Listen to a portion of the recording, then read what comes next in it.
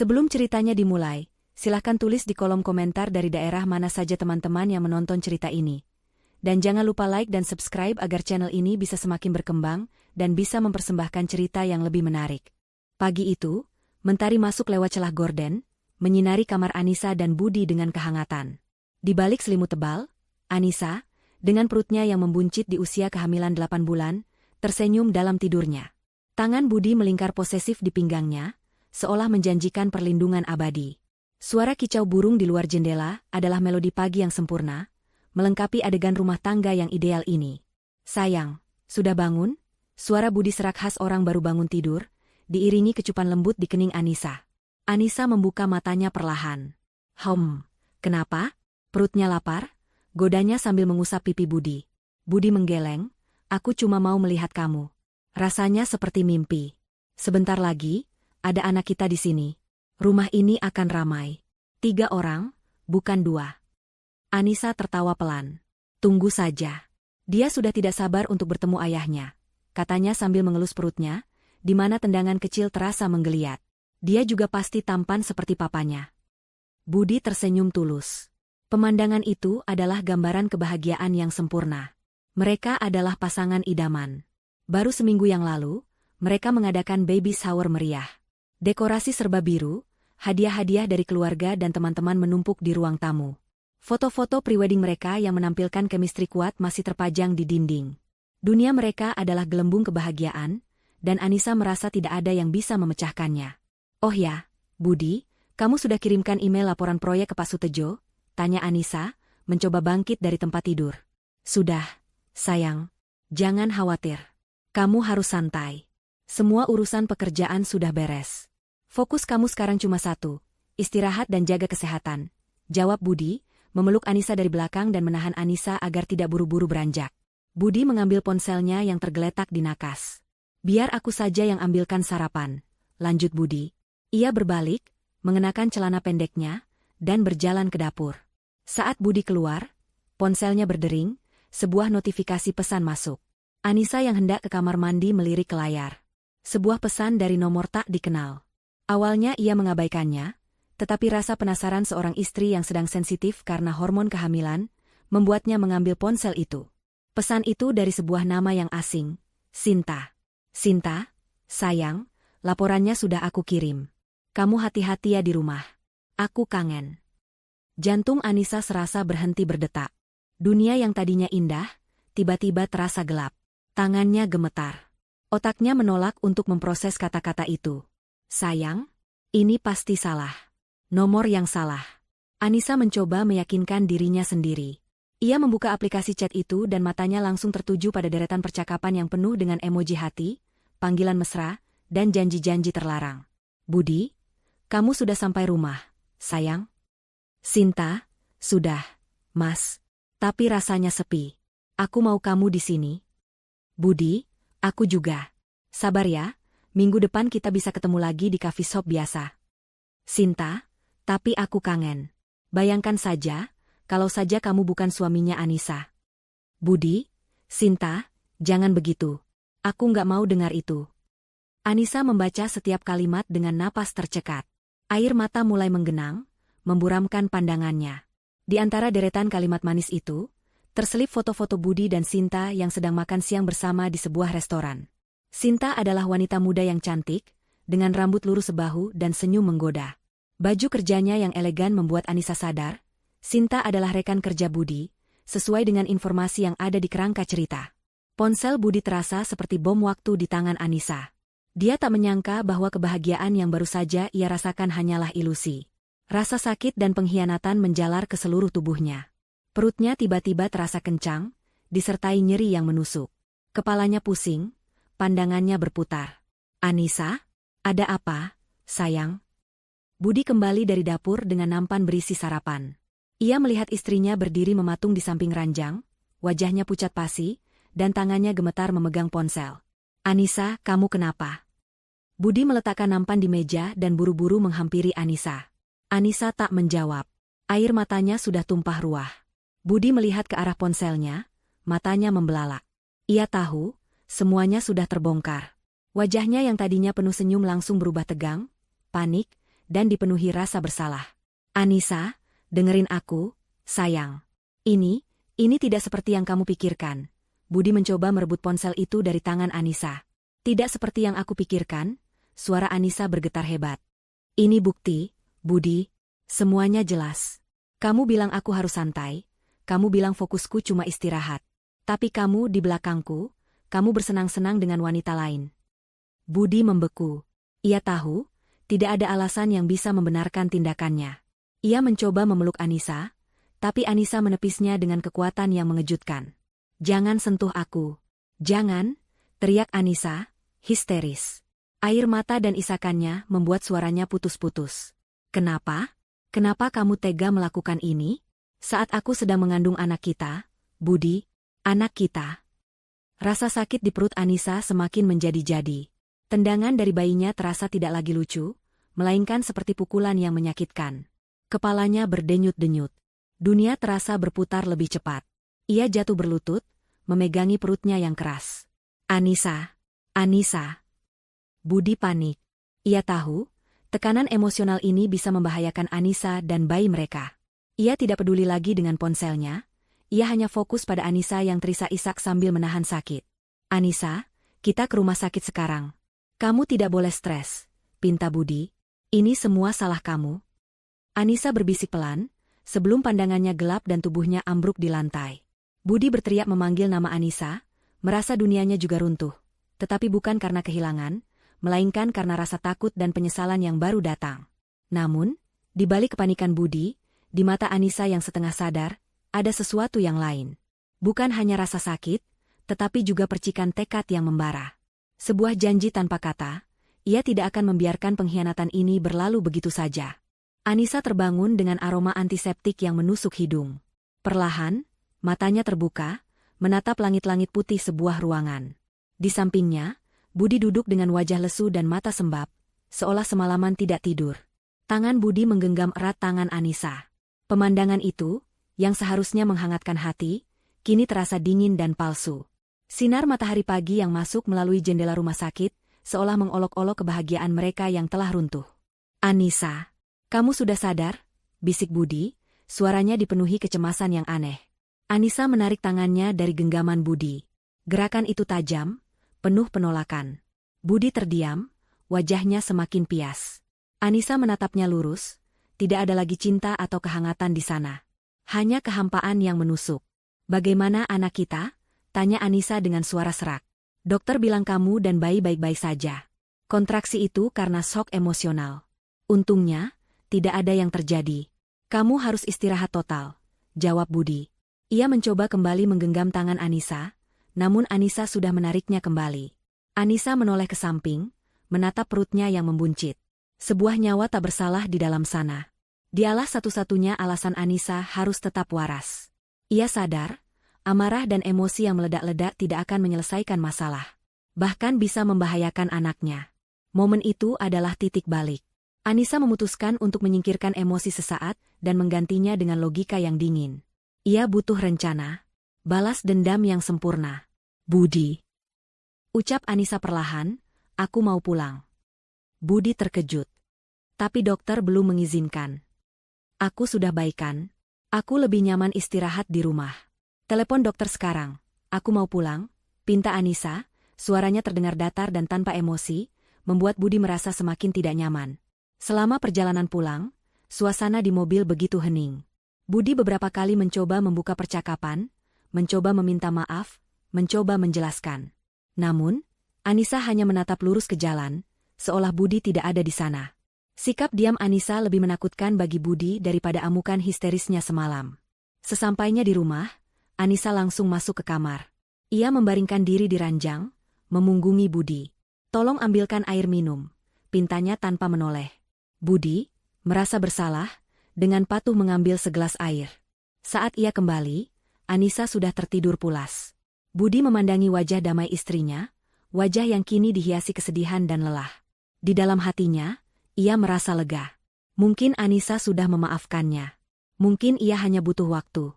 Pemikiran itu menenangkan Budi. Ia tidak tahu bahwa ketenangan itu adalah awal dari badai yang sesungguhnya. Sore harinya, Budi menerima pesan.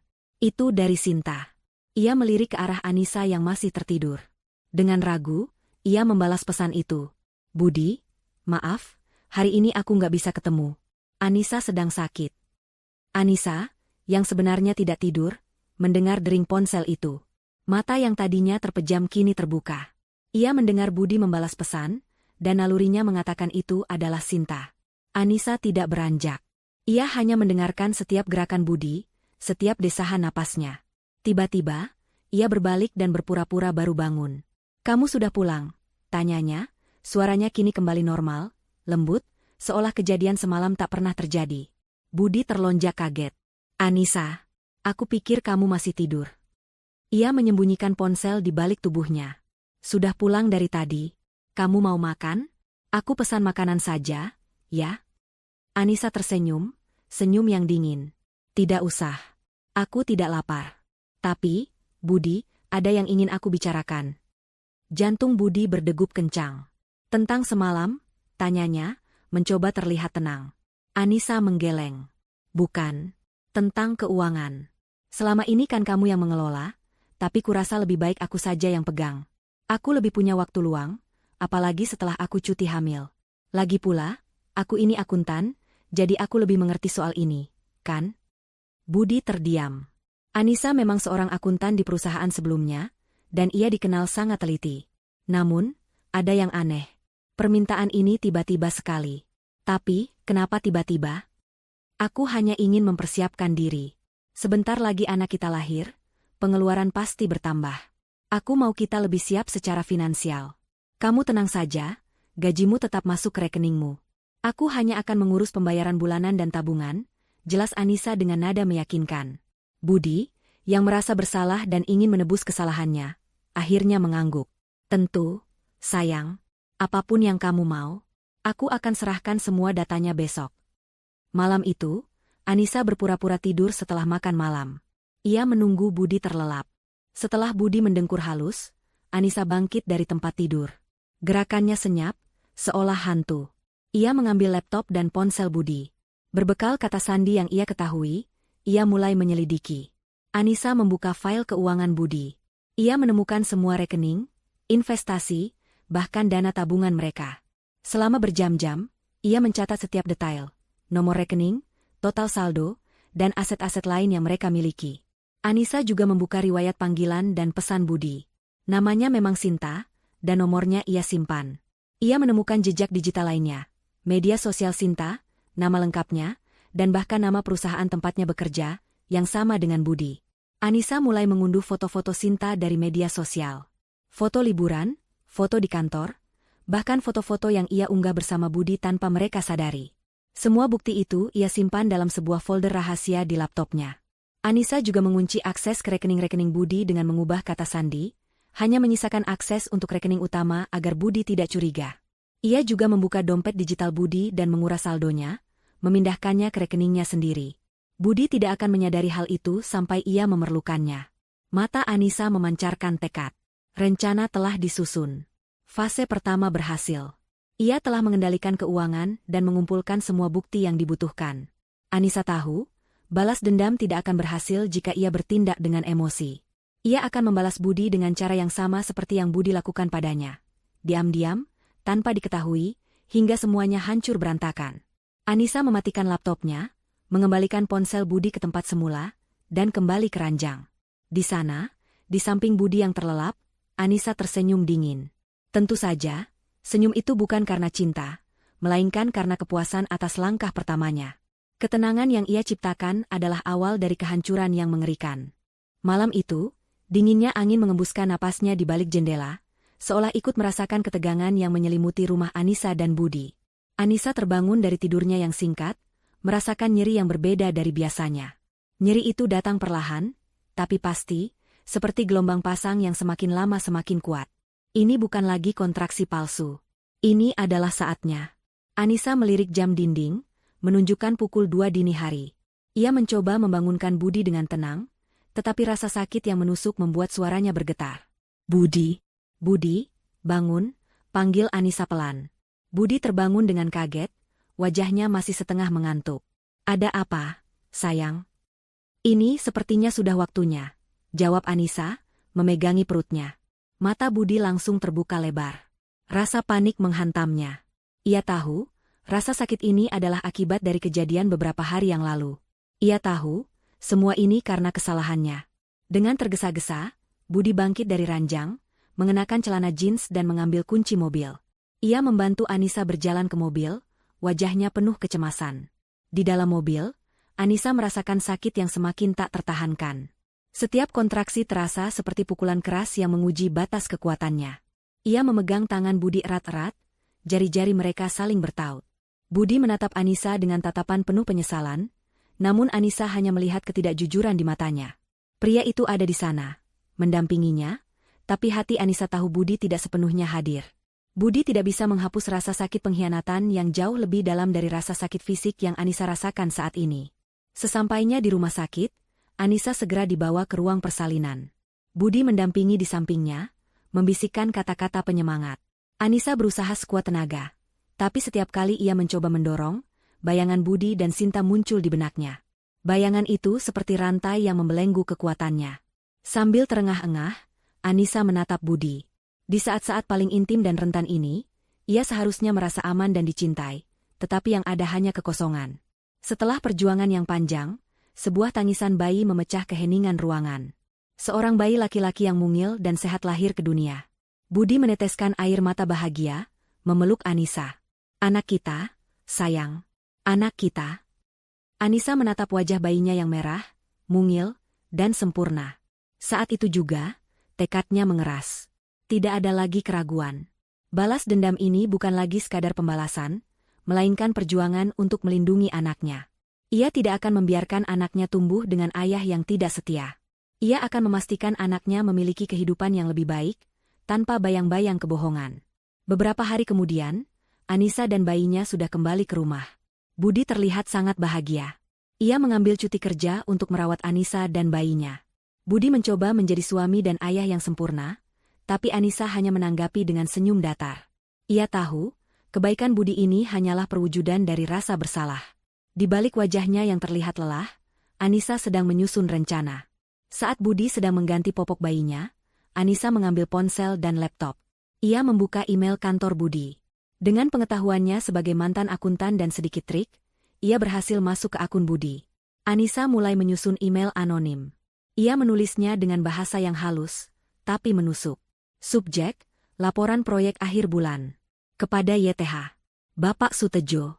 Saya mengirimkan email ini atas nama rekan kerja Bapak Budi. Kami semua menghargai kerja keras Bapak Budi dalam memimpin proyek, namun ada sedikit kabar yang kami dengar. Kami berharap Bapak dapat lebih memperhatikan etika dan moral karyawan Bapak, terutama yang terkait dengan hubungan di kantor. Semoga laporan yang saya kirimkan dapat menjadi masukan bagi Bapak. Hormat saya, Anonim. Anissa melampirkan sebuah file kecil yang berisi kutipan-kutipan dari percakapan Budi dan Sinta yang ia dapatkan dari ponsel Budi. Ia sengaja tidak menyebut nama Sinta, hanya menyiratkan bahwa ada hubungan terlarang di kantor. File itu ia beri nama, data proyek baru, agar terlihat tidak mencurigakan. Anissa mengirim email itu ke alamat Pak Sutejo, atasan Budi. Setelah mengirim email, Anissa menghapus jejaknya. Ia keluar dari akun email Budi, menghapus riwayat pencarian, dan menutup laptopnya. Langkah pertamanya telah berhasil. Keesokan harinya, Budi kembali masuk kerja. Sore harinya, saat ia kembali, Budi tampak gelisah. Ia terus mengecek ponselnya, dan sesekali terlihat panik. Ada apa, Budi? Tanya Anissa dengan nada polos. Tidak ada apa-apa, sayang. Hanya ada masalah kecil di kantor, jawab Budi, berusaha tersenyum. Anissa hanya mengangguk, pura-pura percaya. Ia tahu, email yang ia kirimkan sudah dibaca oleh atasan Budi. Ia tahu, gosip akan mulai menyebar. Ia hanya perlu menunggu. Malam itu, Anissa kembali mengecek ponsel Budi. Ada beberapa pesan dari rekan kerja Budi. Rekan A, bro, ada masalah apa di kantor? Kenapa Pak Sutejo terlihat marah sekali hari ini? Rekan B, Budi, kamu tahu siapa yang kirim email anonim ke Pak Sutejo? Isinya aneh banget. Budi menjawab dengan nada panik, mengatakan bahwa ia tidak tahu apa-apa. Anissa tersenyum tipis. Ia telah berhasil menanamkan benih keraguan dan ketidakpercayaan di lingkungan kerja Budi. Ini hanyalah awal. Ia akan memastikan benih itu tumbuh menjadi pohon yang besar dan menghancurkan kehidupan Budi sepenuhnya. Tanpa amarah, tanpa air mata, hanya dengan strategi yang dingin dan terencana. Balas dendam Anissa baru saja dimulai. Malam-malam setelah Anissa pulang dari rumah sakit terasa hening, diselimuti oleh ketegangan yang tidak terucapkan. Budi berusaha keras mengisi kekosongan itu dengan perhatian yang berlebihan. Ia selalu memastikan Anissa dan bayinya nyaman, namun kebaikan itu terasa hambar. Anissa melihat Budi layaknya aktor yang sedang memainkan peran sempurna dalam sebuah drama, tanpa menyentuh hati. Setiap gerak-gerik Budi, setiap kata manisnya, kini terasa seperti bagian dari sebuah sandiwara yang ia benci. Di sisi lain, Budi dilanda kecemasan yang terus-menerus. Sejak email anonim itu masuk ke kotak surat Pak Sutejo, suasana di kantor berubah menjadi dingin. Rekan-rekan kerjanya yang biasanya ramah dan suka bergosip, kini hanya saling melempar pandang curiga. Budi merasa seperti sedang diawasi. Ia tahu, gosip tentang dirinya dan Sinta mulai beredar, namun ia tidak tahu seberapa jauh informasi itu telah menyebar. Budi mencoba menghubungi Sinta, tetapi Sinta juga merasa takut dan paranoid. Komunikasi mereka menjadi terbatas dan penuh kehati-hatian. Sementara Budi panik, Anissa merencanakan langkah selanjutnya dengan dingin. Ia sudah memiliki semua bahan yang ia butuhkan. Foto-foto Budi dan Sinta, percakapan mereka, dan informasi lain yang ia kumpulkan secara diam-diam. Anissa juga memiliki akun-akun media sosial Budi dan Sinta, yang ia awasi dengan teliti. Ia melihat Sinta sering mengunggah foto-foto selfie di media sosial pribadinya, kadang-kadang dengan Budi yang ikut tersenyum di belakangnya. Anissa merasa jijik sekaligus puas. Bukti ini adalah senjata terbaiknya. Suatu malam, ketika Budi sedang tertidur lelap setelah seharian merawat bayi mereka, Anissa kembali beraksi. Ia membuka laptopnya. Ia masuk ke forum internal kantor Budi, yang biasanya digunakan untuk pengumuman atau diskusi ringan. Forum itu adalah tempat yang sempurna untuk menaburkan bibit kehancuran Budi. Dengan sebuah akun anonim yang telah ia buat, Anissa mulai mengunggah sebuah postingan. Judul, "Siapa sangka ada kisah cinta segitiga di kantor kita?" Isi postingan itu tidak langsung menuduh Budi atau Sinta. Anissa menulisnya dengan gaya bergosip, seolah ia adalah salah satu dari banyak karyawan yang penasaran. Ia menceritakan tentang rumor email anonim yang beredar dan spekulasi tentang hubungan terlarang di antara karyawan. Ia kemudian menyelipkan beberapa foto Budi dan Sinta yang ia unduh dari media sosial mereka. Foto-foto itu sengaja ia edit agar terlihat seperti cuplikan rahasia. Foto Budi dan Sinta makan siang di kafe, foto mereka berdua di sebuah acara kantor, bahkan foto Budi yang tersenyum saat Sinta mengambil selfie.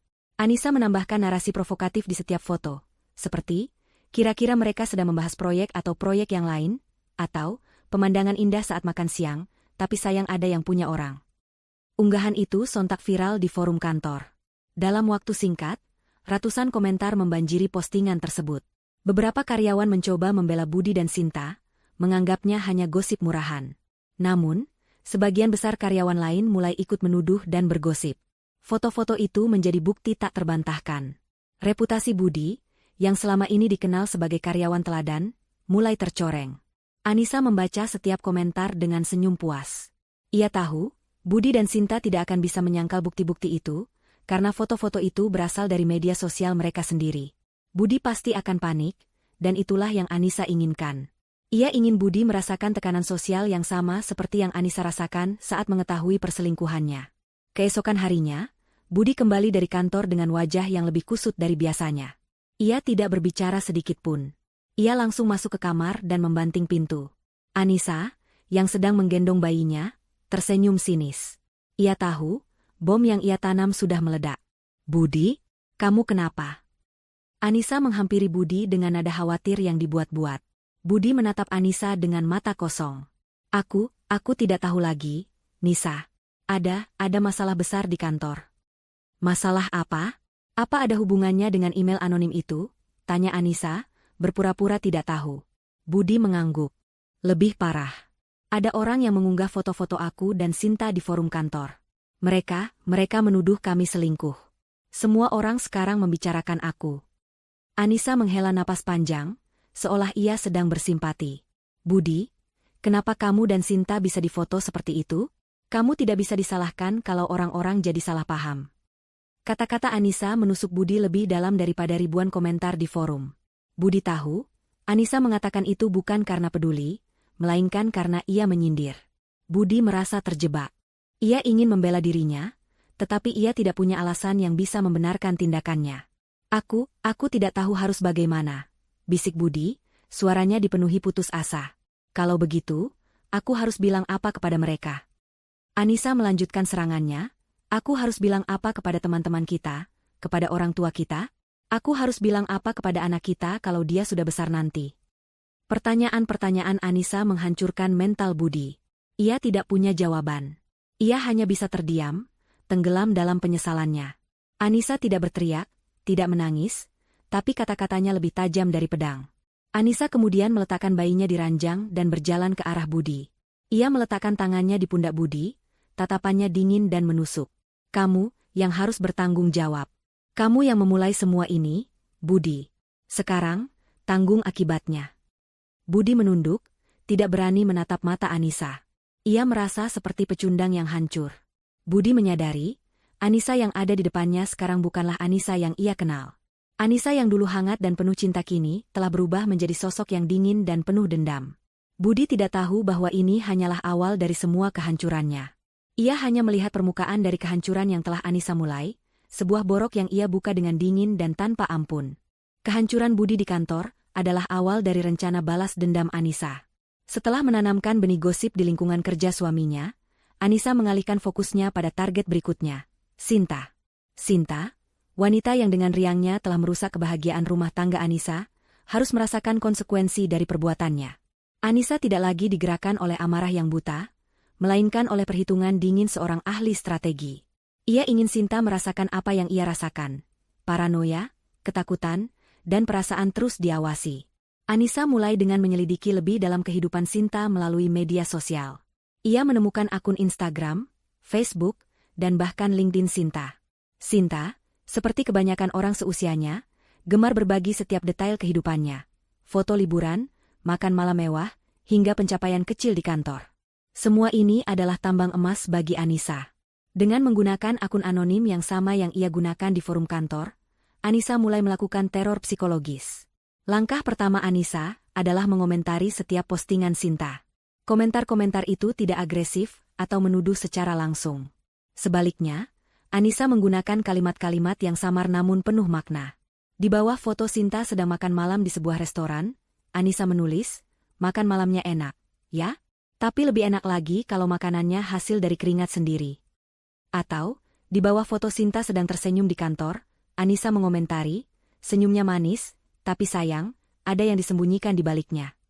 Komentar-komentar itu, pada awalnya, diabaikan oleh Sinta. Namun, setelah komentar serupa terus muncul di setiap postingan barunya, Sinta mulai merasa tidak nyaman. Ia mulai bertanya-tanya siapa di balik akun anonim itu. Ia mencoba memblokir akun itu, tetapi Anissa dengan cepat membuat akun baru. Sinta merasa seperti bayangan gelap terus mengawasinya di dunia maya. Namun, Anissa tidak berhenti di situ.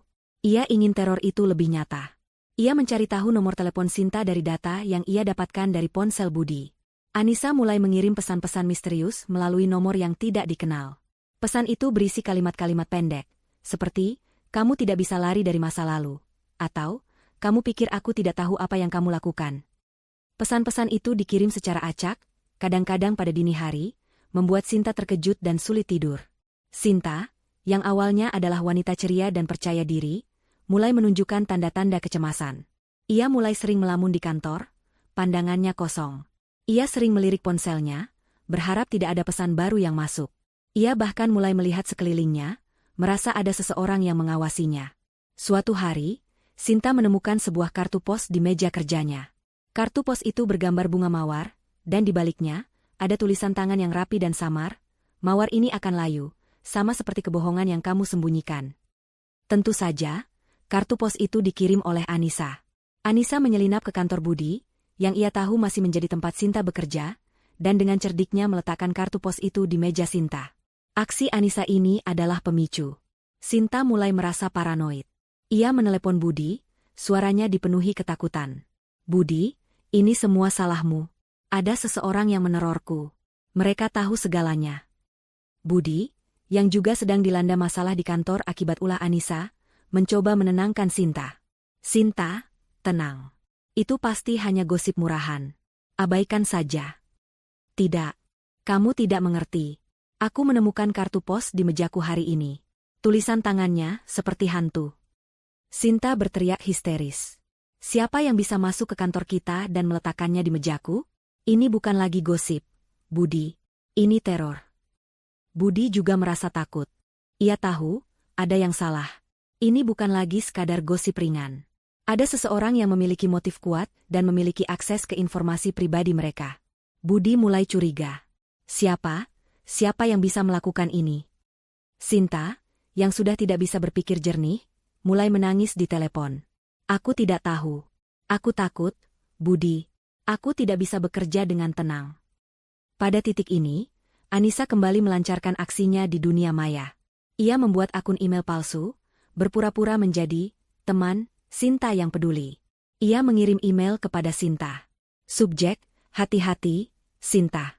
Sinta, aku tidak tahu siapa yang melakukan ini padamu. Tapi kamu harus tahu, kamu tidak aman. Mungkin kamu harus mencari perlindungan.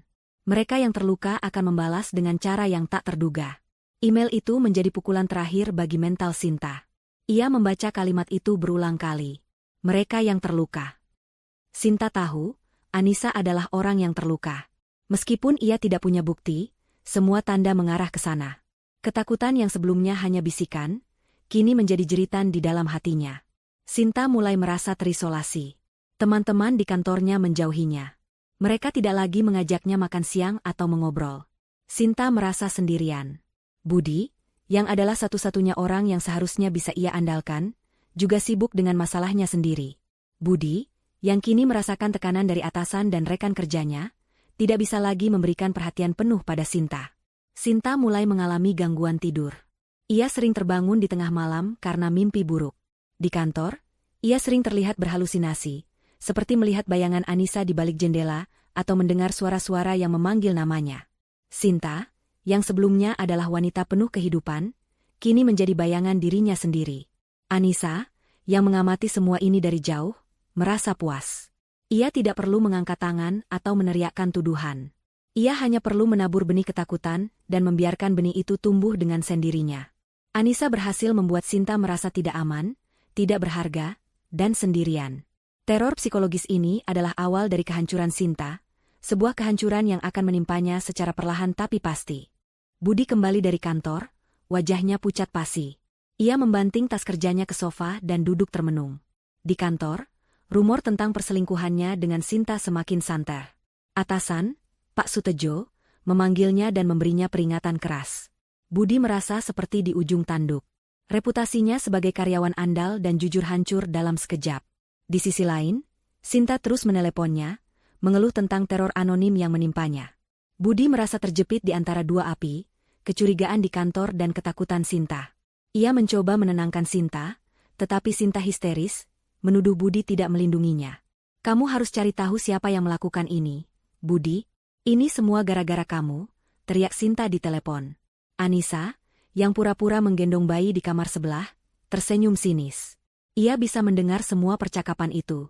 Ia sengaja membuat ponsel Budi berdering dengan volume penuh, agar ia bisa mendengarkan setiap detail kepanikan mereka. Anissa menikmati setiap momen kehancuran yang ia ciptakan. Baginya, ini adalah musik terindah. Anissa menunggu Budi selesai menelepon. Ia kemudian menghampiri Budi dengan wajah polos. Ada apa, Budi? Kamu terlihat tidak sehat. Budi menatap Anissa dengan mata kosong. Aku tidak tahu, Nisa. Aku merasa hancur. Budi, apa yang terjadi? Tanya Anissa, pura-pura khawatir. Di kantor, semua orang membicarakan aku dan Sinta. Pak Sutejo memberiku peringatan. Aku takut akan dipecat, bisik Budi. Anissa menghela napas panjang. Itu risiko yang harus kamu hadapi, Budi. Kamu tahu, kamu tidak bisa menutupi kesalahan selamanya. Tapi jangan khawatir, kita masih punya tabungan. Kalaupun kamu dipecat, kita masih bisa bertahan. Kata-kata Anissa yang terdengar menenangkan itu sebenarnya adalah racun. Budi merasa sedikit lega, ia mengira ia masih memiliki cadangan uang. Ia tidak tahu bahwa Anissa telah mengambil alih semua aset mereka. Malam itu, Anissa kembali beraksi. Ia membuka laptopnya dan masuk ke situs pajak online. Ia menggunakan data keuangan Budi yang ia kumpulkan sebelumnya. Anissa kemudian membuat laporan palsu atas nama seseorang yang mengklaim sebagai mantan rekan bisnis, Budi. Laporan itu menuduh Budi melakukan penggelapan pajak. Anissa menyisipkan data-data palsu yang meyakinkan, seperti bukti, transfer ke rekening fiktif dan dokumen, transaksi yang tidak ada. Laporan itu dibuat sangat detail dan meyakinkan, sehingga pihak pajak akan menganggapnya serius. Beberapa hari kemudian, sebuah surat resmi dari kantor pajak sampai di rumah mereka. Budi yang membukanya, membaca surat itu, dan wajahnya langsung pucat pasi. Surat itu adalah panggilan untuk pemeriksaan keuangan. "Nisa, ini, apa-apaan ini?" tanya Budi dengan suara gemetar, menunjukkan surat itu kepada Anissa. Anissa membaca surat itu dengan wajah terkejut yang dibuat-buat. "Astaga, Budi, kok bisa? Ada apa ini? Kamu tidak melakukan penggelapan pajak, kan?" Budi menggeleng panik. "Tentu saja tidak. Aku tidak pernah melakukan hal konyol seperti itu. Semua keuanganku bersih, Nisa. Aku tidak tahu siapa yang bisa melaporkan hal ini." Anissa, dalam hati, merasa puas. Rencananya berjalan lancar. Ia tahu Budi tidak akan bisa membuktikan bahwa laporan itu palsu, karena Anissa telah membuat jejak digital yang meyakinkan. Krisis keuangan Budi pun dimulai. Ia harus membayar pengacara untuk kasus ini, dan pengeluaran itu tidak sedikit. Budi mulai panik. Ia mencoba menarik uang dari tabungannya, tetapi ia terkejut. "Nisa, kok saldo tabungan kita tinggal sedikit?" tanya Budi, bingung. "Maksudmu?" Anissa memasang wajah polos. "Ini, uang kita kemana?" Budi menunjukkan layar ponselnya. "Uang yang selama ini kita kumpulkan, hanya tersisa beberapa juta. Padahal harusnya ada ratusan juta." Anissa tersenyum dingin di dalam hati. Ia telah memindahkan semua uang itu ke rekening tersembunyi atas namanya. "Aku sudah bilang, aku mengambil alih keuangan. Aku pindahkan ke rekening lain agar lebih aman. Kamu tidak perlu khawatir, Budi. Uang itu masih ada. Aku yang pegang," jawab Anissa dengan tenang. Budi merasa sedikit lega, tetapi ia tetap cemas. "Tapi aku butuh uang itu sekarang untuk membayar pengacara dan denda. Jika aku terbukti bersalah..." "Oh, kamu mau aku yang bayar?" tanya Anissa, menatap Budi dengan tatapan menusuk. "Aku tidak akan membayar denda untuk kejahatan yang tidak aku lakukan. Ini masalahmu, Budi. Kamu yang harus menyelesaikannya. Aku tidak mau uang kita, uang untuk anak kita, habis untuk masalahmu." Budi terdiam. Kata-kata Anissa seolah menghantamnya keras. Ia merasa tidak berdaya. Ia terpaksa menjual beberapa aset kecil mereka, seperti sepeda motor dan beberapa perhiasan, untuk menutupi biaya pengacara. Budi, yang kini dilanda masalah di kantor dan masalah keuangan, menjadi sangat stres. Ia sering marah-marah dan sulit tidur. Anissa, di sisi lain, tetap tenang. Ia merawat bayinya dengan penuh cinta, seolah tidak ada masalah yang terjadi di antara mereka. Anissa sengaja membuat Budi merasa terasingkan, seperti orang asing di rumahnya sendiri. Anissa tidak hanya memanipulasi keuangan Budi, tetapi juga mentalnya. Budi merasa seperti kehilangan kendali atas hidupnya. Ia mencoba mencari pekerjaan lain, tetapi reputasinya yang buruk membuat ia ditolak di mana-mana. Anissa telah memastikan bahwa nama Budi tercoreng di lingkungan kantor mereka, dan itu membuat Budi sulit untuk bangkit kembali. Anissa melihat Budi, yang dulunya adalah pria penuh percaya diri, kini menjadi sosok yang rapuh. Ia tahu, Budi sudah berada di ambang kehancuran. Ia tidak perlu lagi berteriak atau menangis. Ia hanya perlu melihat Budi tenggelam dalam kehancurannya sendiri, perlahan-lahan. Krisis keuangan ini hanyalah langkah awal dari kehancuran Budi yang akan datang. Kepanikan Budi semakin menjadi-jadi. Masalah di kantor dan teror pada Sinta membuat mentalnya terkuras habis. Setiap pagi, ia pergi bekerja dengan rasa takut yang menyesakkan. Ia merasa seperti berjalan di atas tali tipis, siap jatuh kapan saja. Di rumah, Anissa tetap menjalankan perannya sebagai istri yang simpatik. Namun di balik senyum tipisnya, ia adalah dalang dari semua kekacauan itu. Anissa tahu, untuk menamatkan penderitaan Budi, ia harus menghancurkan fondasi terakhir yang Budi miliki, karirnya. Ia tahu, Budi sangat bangga dengan jabatannya di kantor. Anissa ingin mengambil itu darinya, sama seperti Budi mengambil kebahagiaan Anissa. Ia juga ingin Sinta merasakan hal yang sama. Anissa mulai mencari tahu tentang atasan Budi, Pak Sutejo. Ia menemukan nama istri Pak Sutejo melalui akun media sosial Pak Sutejo. Nama istrinya adalah Bu Rina. Anissa kemudian mencari tahu tentang Bu Rina, dan ia menemukan akun media sosialnya. Bu Rina adalah seorang wanita parubaya yang aktif di grup ibu-ibu arisan online. Anissa melihat, Bu Rina sering mengunggah foto bersama teman-temannya. Ia adalah tipe wanita yang suka bergosip dan sangat menjunjung tinggi nama baik keluarga. Anissa tahu, inilah celah yang bisa ia gunakan.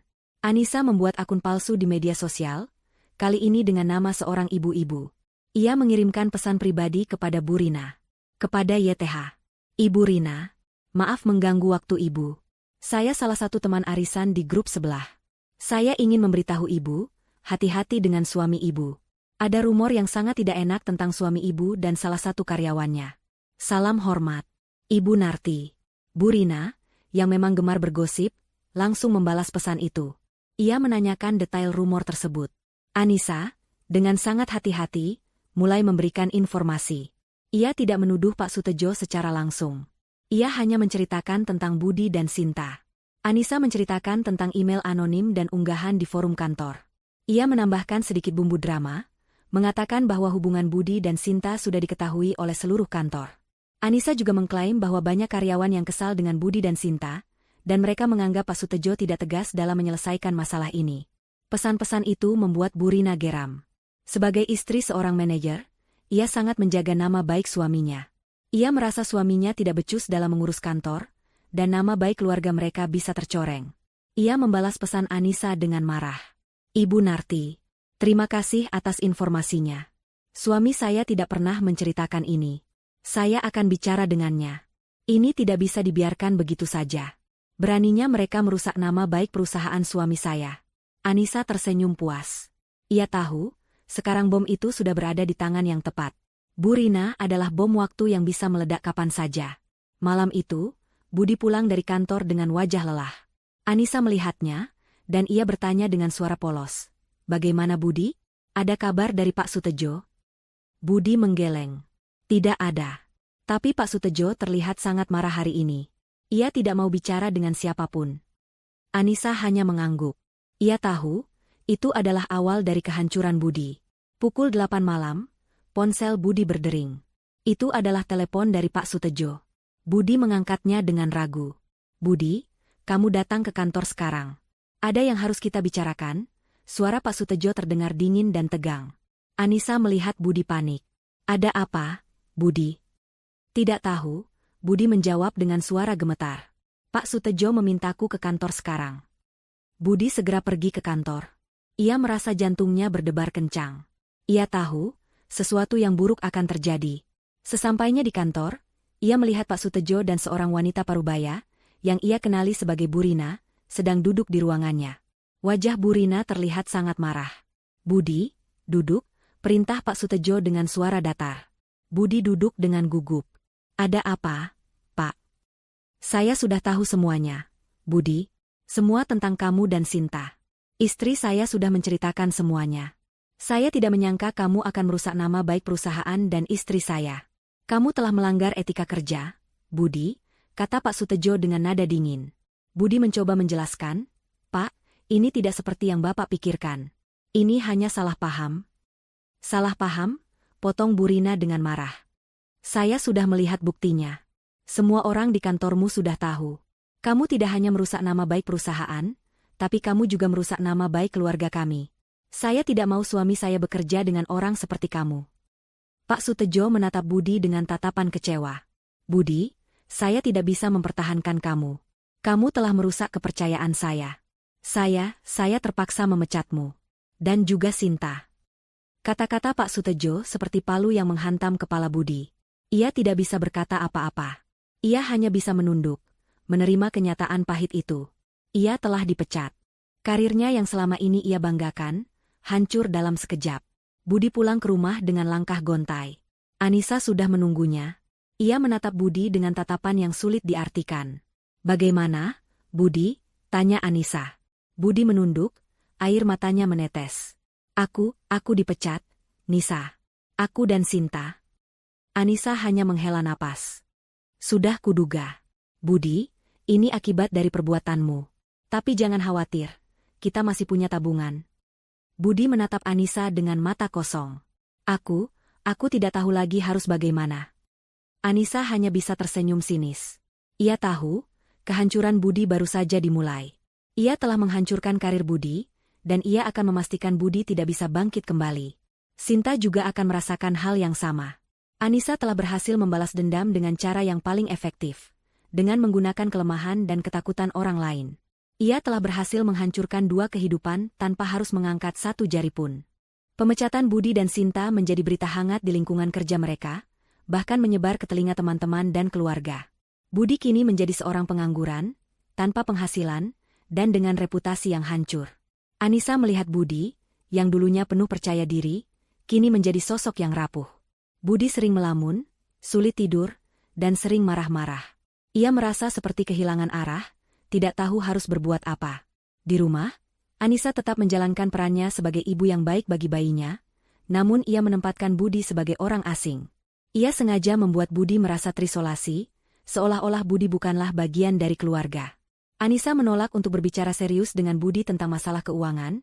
Ia hanya memberikan jawaban yang datar dan menusuk, yang semakin mengikis mental Budi. Aku tidak tahu harus berbuat apa, Nisa. Aku sudah mencoba melamar pekerjaan di mana-mana, tapi tidak ada yang menerimaku. Reputasiku sudah hancur, keluh Budi pada suatu malam. Anissa hanya menatapnya dengan dingin. Itu risiko yang harus kamu hadapi, Budi. Aku sudah pernah bilang, kamu yang memulai semua ini. Budi menunduk, tidak bisa berkata apa-apa. Ia merasa tidak berdaya. Ia merasa Anissa tidak lagi mencintainya, dan ia merasa kehilangan segalanya. Anissa, yang melihat Budi sudah diambang kehancuran, melancarkan serangan berikutnya. Ia sengaja mencari tahu tentang hutang-hutang Budi. Anissa menemukan bahwa Budi masih memiliki cicilan kredit mobil, dan beberapa hutang kecil lainnya. Ia tahu, tanpa penghasilan, Budi tidak akan bisa melunasinya. Suatu hari, Anissa menemukan surat tagihan di atas meja. Itu adalah surat tagihan cicilan mobil yang sudah jatuh tempo. Anissa sengaja tidak membayar cicilan itu, padahal ia bisa melakukannya dengan uang yang ia simpan di rekening rahasia. Ia sengaja membiarkan tagihan itu menumpuk, menunggu Budi panik. Budi yang melihat surat tagihan itu, langsung panik. Ia tahu, jika cicilan itu tidak dibayar, mobilnya akan ditarik. Mobil itu adalah satu-satunya aset berharga yang masih tersisa. Budi mencoba menarik uang dari rekeningnya, tetapi saldonya sudah sangat menipis. Ia tahu, ia harus meminta uang kepada Anissa. Nisa, aku butuh uang. Cicilan mobil sudah jatuh tempo, dan aku tidak punya uang, pinta Budi dengan suara gemetar.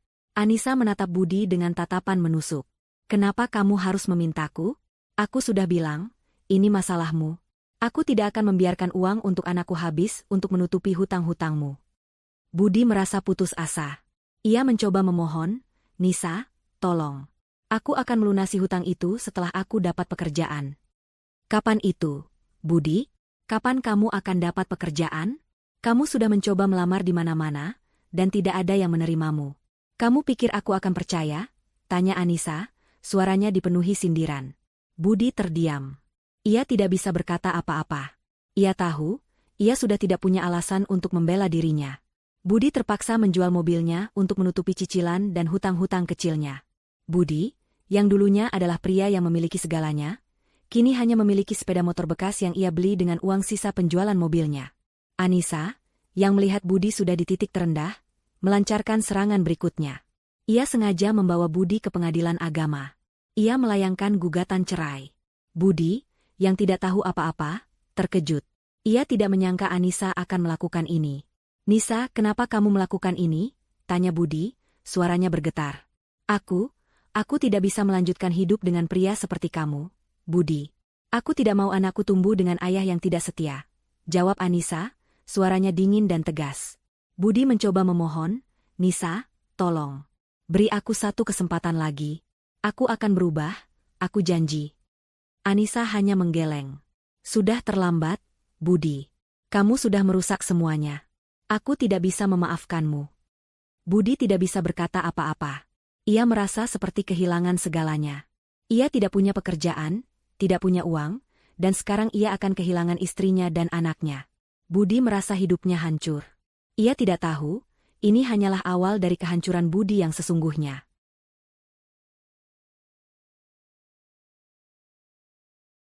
Selama ini, Budi dan Sinta merasa aman dalam gelembung perselingkuhan mereka. Namun, gelembung itu kini telah pecah, dan mereka berdua terlempar ke dalam jurang kehancuran yang tak berdasar. Sementara Budi menghadapi krisis finansial dan tekanan di rumah, Sinta terperosok ke dalam kegelapan yang lebih pekat, kehilangan segalanya, termasuk kewarasannya. Teror psikologis yang dilancarkan Anissa melalui pesan misterius, komentar anonim, dan kartu pos di meja kerjanya telah menggerogoti mental Sinta secara perlahan tapi pasti. Sinta, yang sebelumnya adalah wanita ceria, kini menjadi bayangan dirinya sendiri. Ia sering melamun di kantor, pandangannya kosong. Ia sering melirik ponselnya, berharap tidak ada pesan baru yang masuk. Ia bahkan mulai melihat sekelilingnya, merasa ada seseorang yang mengawasinya. Pemecatan dari pekerjaan menjadi pukulan telak bagi Sinta. Ia kehilangan identitasnya. Karir yang selama ini ia banggakan, hancur dalam sekejap. Sinta mencoba menghubungi Budi, berharap mendapatkan dukungan. Namun, Budi tidak pernah menjawab teleponnya. Budi sedang sibuk dengan masalahnya sendiri, dan ia tidak punya waktu untuk Sinta. Sinta merasa ditinggalkan. Ia merasa seperti Budi telah menggunakan dirinya, dan sekarang ia dibuang. Budi, kamu tega. Kamu meninggalkanku saat aku sedang hancur. Teriak Sinta di telepon, tapi Budi tidak pernah menjawab. Kondisi mental Sinta semakin memburuk. Ia mulai mengalami gangguan tidur. Ia sering terbangun di tengah malam karena mimpi buruk. Di kantor, ia sering terlihat berhalusinasi, seperti melihat bayangan Anissa di balik jendela, atau mendengar suara-suara yang memanggil namanya. Sinta, yang sebelumnya adalah wanita penuh kehidupan, kini menjadi bayangan dirinya sendiri. Anissa, yang mengamati Sinta dari jauh, merasa puas. Ia tidak perlu melakukan apa-apa lagi. Sinta sudah hancur dengan sendirinya. Anissa hanya perlu menunggu, menyaksikan kehancuran Sinta. Suatu hari, Anissa melihat Sinta di sebuah kafe. Sinta terlihat sangat kurus dan pucat. Ia duduk sendirian, menatap kosong keluar jendela. Sinta terlihat seperti orang gila. Anissa melihat Sinta, dan ia merasa puas. Ia telah berhasil membalas dendam dengan cara yang paling efektif. Sinta, yang tidak sadar Anissa ada di sana, terus melamun. Ia mengingat semua yang telah terjadi. Ia mengingat Budi, ia mengingat kebohongan mereka, dan ia mengingat teror yang ia alami. Sinta merasa seperti ia sudah gila. Ia tidak tahu harus berbuat apa. Sinta, yang sudah tidak bisa menahan beban hidupnya, akhirnya menyerah. Ia memutuskan untuk bunuh diri. Sinta menulis sebuah surat, ia meminta maaf kepada keluarganya, dan ia meminta maaf kepada Anissa. Ia mengatakan, ia tidak bisa melanjutkan hidup dengan rasa bersalah yang terus menghantuinya. Sinta pergi ke sebuah jembatan, ia menatap kosong ke bawah. Ia melompat, dan ia tidak pernah kembali. Anissa yang mendengar berita itu, tidak merasa sedih. Ia merasa puas. Ia tahu, ia telah berhasil membalas dendamnya. Ia telah menghancurkan Sinta, dan ia tidak merasa bersalah. Ia merasa, Sinta mendapatkan apa yang pantas ia dapatkan. 3 bulan berlalu sejak Anissa melayangkan gugatan cerai. Budi, yang kini kehilangan pekerjaan, uang, dan Sinta, merasa hidupnya benar-benar hancur. Ia tidak punya motivasi untuk bangkit. Setiap hari diisi dengan penyesalan yang menggerogoti. Di sisi lain, Anissa terus mempersiapkan diri untuk sidang perceraian.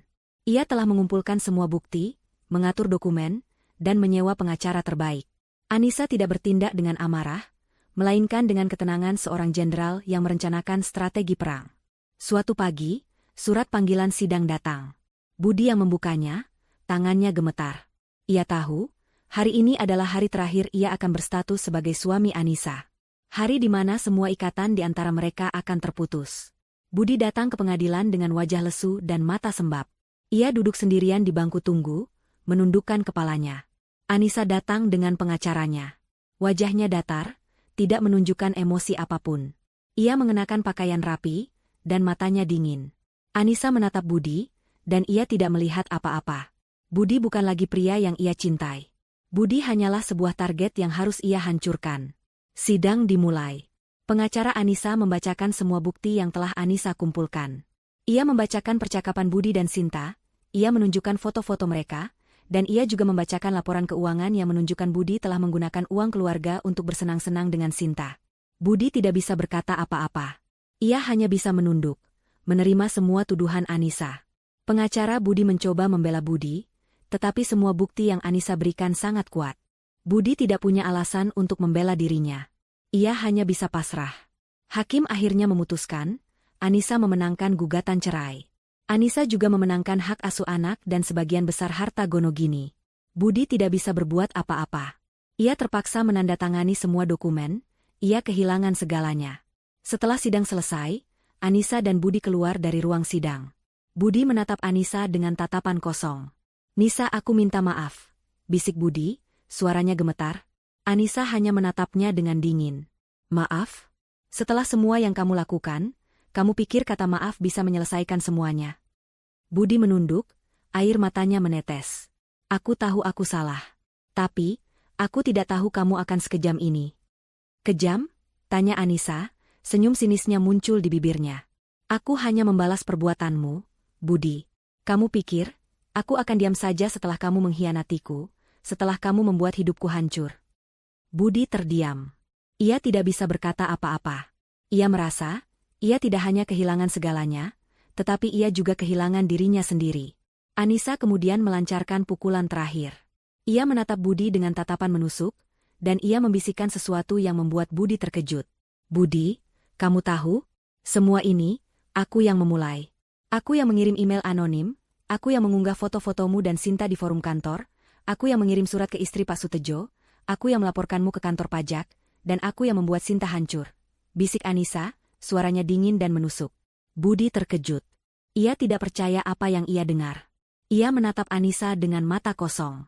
Kamu melakukannya?" "Ya," jawab Anissa dengan senyum sinis. "Aku yang melakukannya. Aku yang menghancurkanmu, Budi. Aku yang membuatmu kehilangan segalanya. Kamu pikir, kamu bisa bermain-main dengan hatiku, dan aku akan diam saja?" Budi terdiam. Ia tidak bisa berkata apa-apa. Ia merasa seperti ada ribuan pisau yang menusuk jantungnya. Ia merasa, ia tidak hanya kehilangan segalanya, tetapi ia juga kehilangan dirinya sendiri. Anissa berjalan pergi, ia meninggalkan Budi sendirian. Budi menatap Anissa yang berjalan pergi, dan ia merasa, ia tidak akan pernah bisa bangkit kembali. Ia telah hancur, dan ia tidak bisa bangkit kembali. 3 tahun berlalu sejak Budi kehilangan segalanya. Hidupnya kini adalah cerminan dari kehancuran yang telah ia tabur. Pria yang dulunya penuh ambisi, kini hanya bayangan dirinya sendiri. Ia tinggal di sebuah kontrakan kecil di pinggiran kota, jauh dari kehidupan mewah yang pernah ia nikmati. Hari-harinya diisi dengan lamunan, penyesalan, dan rasa bersalah yang tak berujung. Budi tidak pernah bisa bangkit kembali. Reputasinya yang hancur, utangnya yang menumpuk, dan mentalnya yang terganggu membuatnya tidak bisa menjalani hidup normal. Budi seringkali merenung. Ia mengingat kembali saat-saat ia masih bahagia bersama Anissa. Ia mengingat senyum Anissa, tawa anaknya yang belum sempat ia rasakan, dan kehangatan rumah tangga mereka. Semua itu kini hanyalah kenangan pahit yang terus menghantuinya. Budi tahu, ia adalah penyebab dari semua kehancuran ini. Ia adalah pria yang merusak segalanya. Ia adalah pria yang mengkhianati cinta dan kepercayaan. Di sisi lain, Anissa hidup bahagia. Ia membesarkan anaknya, seorang anak laki-laki yang tampan dan cerdas, dengan penuh cinta. Anissa telah memulai hidup baru, ia membuka bisnis kecil di bidang konsultasi keuangan, dan ia berhasil. Anissa membuktikan bahwa ia bisa hidup tanpa Budi, dan ia bisa membalas dendam dengan cara yang paling efektif. Anissa tidak pernah menyesal. Ia merasa, ia mendapatkan apa yang pantas ia dapatkan. Suatu sore, Anissa mengajak anaknya ke taman. Anaknya, yang kini berusia 4 tahun, berlarian dengan riang. Ia tertawa, dan suaranya adalah melodi terindah bagi Anissa. Anissa menatap anaknya, dan ia tersenyum. Ia tahu, ia telah berhasil. Ia telah membalas dendam dengan sempurna, dan ia tidak merasa bersalah. Ia merasa, ia telah memenangkan pertempuran. Budi, yang kebetulan lewat di taman itu, melihat Anissa dan anaknya. Budi terkejut. Ia tidak menyangka akan bertemu dengan mereka di sana. Budi menatap anaknya, dan air matanya menetes. Anaknya kini sudah besar, dan ia tidak mengenali ayahnya. Budi merasa, ia telah kehilangan segalanya. Ia tidak bisa menjadi ayah yang baik, dan ia tidak bisa menjadi suami yang baik. Budi, yang melihat Anissa dan anaknya, merasa hancur. Ia tahu, ia tidak akan pernah bisa kembali. Ia telah hancur, dan ia tidak bisa bangkit kembali. Anissa yang melihat Budi, hanya tersenyum sinis. Ia tahu, Budi sudah hancur. Ia tahu, ia telah membalas dendamnya. Anissa tidak merasa bersalah. Ia merasa, Budi mendapatkan apa yang pantas ia dapatkan. Anissa membawa anaknya pergi, ia meninggalkan Budi sendirian. Budi menatap Anissa yang berjalan pergi, dan ia merasa, ia tidak akan pernah bisa kembali. Ia telah hancur, dan ia tidak bisa bangkit kembali. Budi berjalan gontai, ia merasa dunianya gelap. Ia tidak tahu harus pergi kemana. Ia tidak punya pekerjaan, tidak punya uang, dan tidak punya keluarga. Budi berjalan tanpa tujuan, ia merasa seperti hantu yang tidak terlihat di tengah keramaian. Malam harinya, Budi duduk sendirian di bangku taman. Ia menatap kosong ke langit, air matanya terus mengalir. Ia mengingat kembali saat-saat ia masih bahagia bersama Anissa. Ia mengingat senyum Anissa, tawa anaknya, dan kehangatan rumah tangga mereka. Budi merasa, semua itu kini hanyalah kenangan pahit yang terus menghantuinya.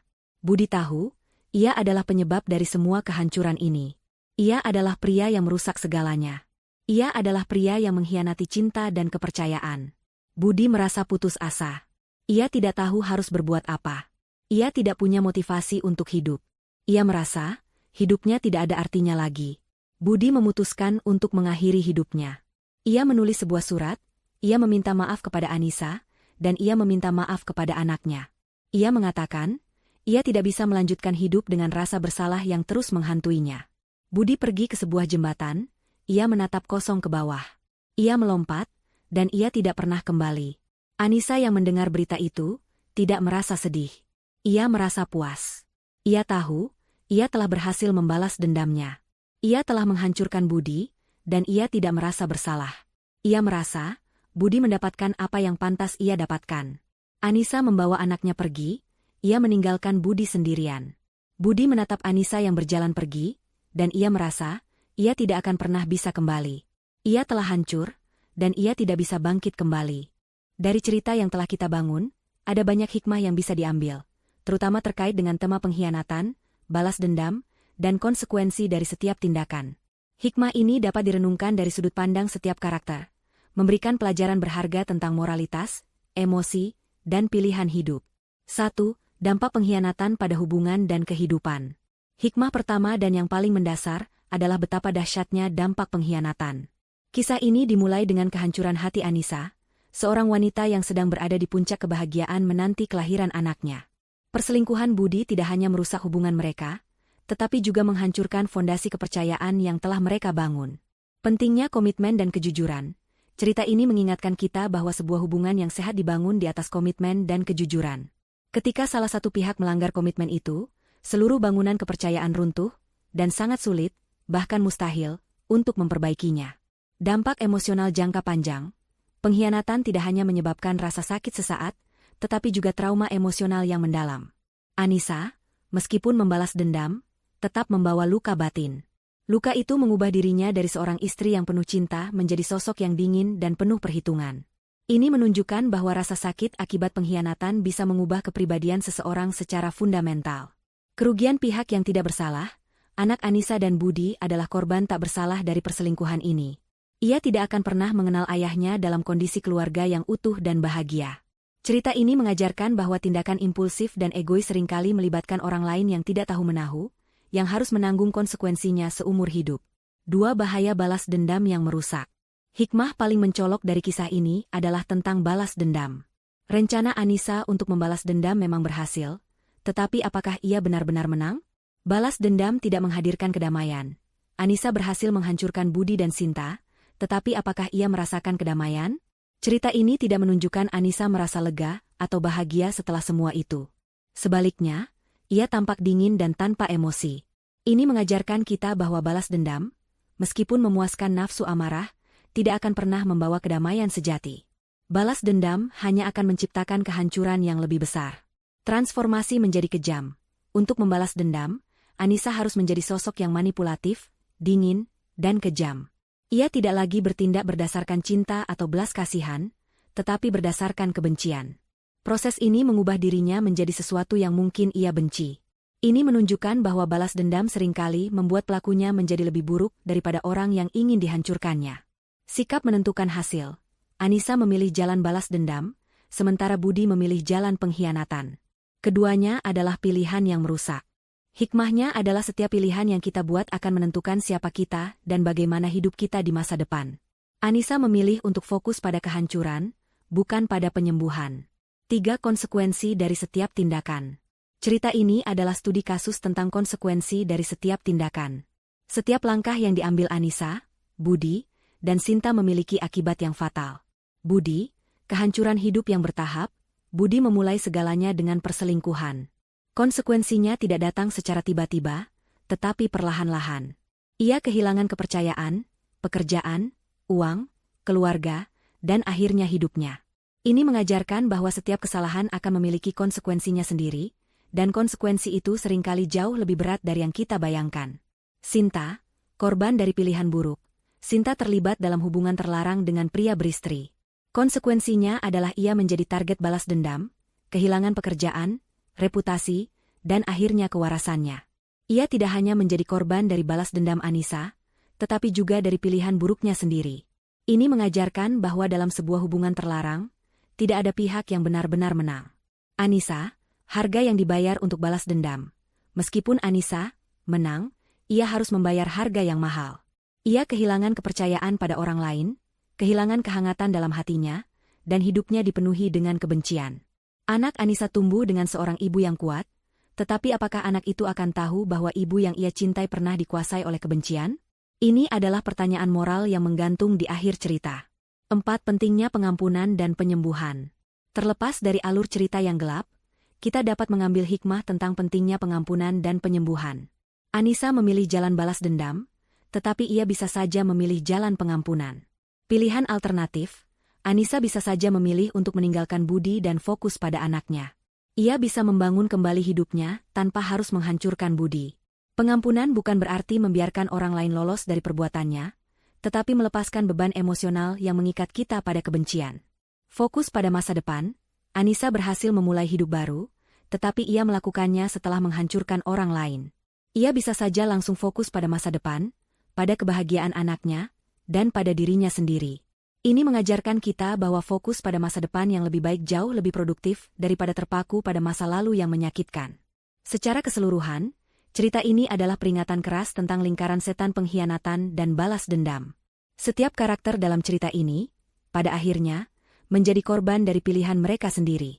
Ini adalah pengingat bahwa kebahagiaan sejati tidak dibangun di atas kehancuran orang lain, tetapi dibangun di atas pengampunan, kejujuran, dan komitmen untuk menjadi pribadi yang lebih baik.